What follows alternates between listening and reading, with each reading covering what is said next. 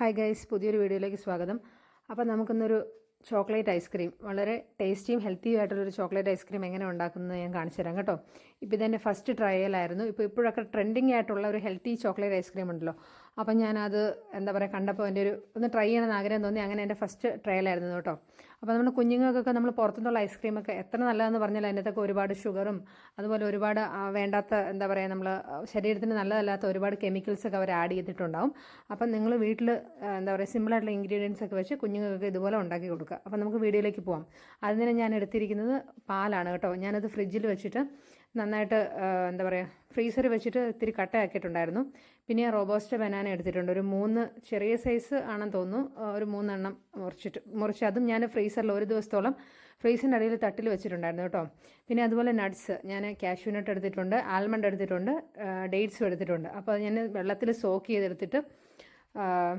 ചെയ്തെടുത്താണ് കേട്ടോ. അപ്പം ഇത് കൊക്കോ പൗഡറും ഉണ്ട്, വനില എസൻസ് ഉണ്ട്, അതുപോലെ തേൻ എടുത്തിട്ടുണ്ട് കേട്ടോ. ആവശ്യത്തിന് നിങ്ങൾക്ക് എത്ര മധുരം വേണോ അതിനുള്ള ആവശ്യത്തിന് തേൻ ഉപയോഗിക്കാം, ഓപ്ഷനിലാണ്. അല്ലെങ്കിൽ നിങ്ങൾക്ക് വേണ്ടെങ്കിൽ ഉപയോഗിക്കേണ്ട, അത്രയേ ഉള്ളൂ. അപ്പോൾ ഇത്തിരി മധുരം അധികം വേണ്ടാന്നുള്ളവർക്ക് അത് ഉപയോഗിക്കേണ്ട. അപ്പോൾ ഞാൻ മിക്സിയുടെ ജാറിലേക്ക് ഈ എല്ലാ ഇൻഗ്രീഡിയൻസും നമ്മൾ പറഞ്ഞ എന്താ പറയുക പഴമൊക്കെ നന്നായിട്ട് ഫ്രോസൺ എന്താ പറയുക നന്നായിട്ട് വെച്ചതാണ് കേട്ടോ. അപ്പോൾ നമുക്ക് ഫ്രീസറിൽ വെച്ചാണ്. അപ്പം എല്ലാം കൂടി നമുക്ക് മിക്സിയിലിട്ട് നന്നായിട്ടൊന്ന് അരച്ചെടുക്കാം കേട്ടോ. അത് നന്നായിട്ടൊന്ന് അരച്ചിട്ട് ഇതുപോലെ ഒരു ചെറിയൊരു കണ്ടെയ്നർ, ഒരു ക്ലോസ്ഡ് നമുക്ക് അടച്ചു വയ്ക്കാൻ പറ്റുന്നേക്കോട്ടൊരു കണ്ടെയ്നറിലിട്ട് അടച്ചു വയ്ക്കുക. ഇപ്പം ഞാൻ ഫ്രീസറിലെടുത്ത് വെച്ചിട്ടുണ്ട് കേട്ടോ.